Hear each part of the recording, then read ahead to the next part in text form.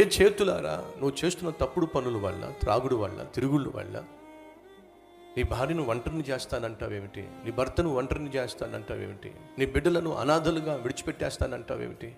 ఒకసారి ఆలోచించు. ఇంతకంటే దారుణము, దుర్మార్గము మరొకటి ఉండదు.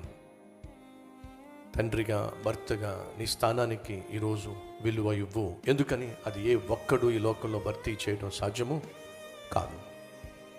భర్తీ చేయలేనటువంటి బాధ్యత కలిగినటువంటి జీవితాన్ని దేవుడు నీకు ఇచ్చినప్పుడు, అలాగే భార్య, తల్లి స్థానాన్ని ఏ ఒక్కరు భర్తీ చేయలేరు. అలాగే కొడుకు స్థానాన్ని, కూతురు స్థానాన్ని లోకంలో ఏ ఒక్కరూ భర్తీ చేయలేడు. కన్న కొడుకే పెంచుకున్నవాడే. భార్యే ఉంచుకున్నదే.